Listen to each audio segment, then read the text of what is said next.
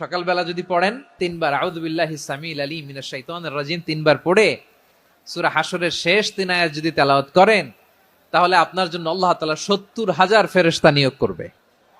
সারা দিন তারা আপনার জন্য মাগফিরাতের দোয়া করবে।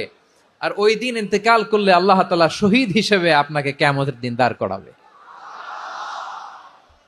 আবার সন্ধ্যাবেলায় যদি পড়েন, সারা রাতের জন্য 70,000 ফেরেশতা মাগফিরাতের দোয়া করবে। ওই রাতে মারা গেলে শাহাদাতের মৃত্যু নসিব হয়ে যাবে। আযকারুস সাবাহি ওয়াল মাসা, সকাল সন্ধ্যার যে জিকির, এই জিকিরের অন্তর্ভুক্ত করে নেবেন এই ওয়াজিফাটা।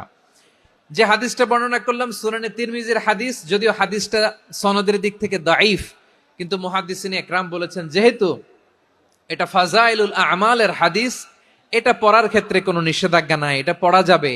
সো সকাল সন্ধ্যা যদি সুযোগ হয় এই ওয়াজিফাটা যেন আমরা পড়ি। সকালবেলা যদি পড়েন তিনবার আউযু বিল্লাহিস সামিউল আলিম মিনাশ শাইতানির রাজিম তিনবার পড়ে সূরা হাশরের শেষ 3 আয়াত যদি তেলাওয়াত করেন, তাহলে আপনার জন্য আল্লাহ তাআলা 70,000 ফেরেশতা নিয়োগ করবে।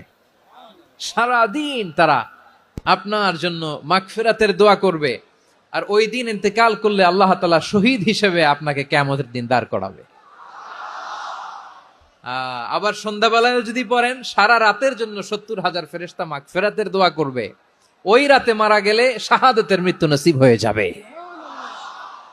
আযকারুস সাবাহি ওয়াল মাসা, সকাল সন্ধ্যার যে জিকির, এই জিকিরের অন্তর্ভুক্ত করে নেবেন এই ওয়াজিফাটা।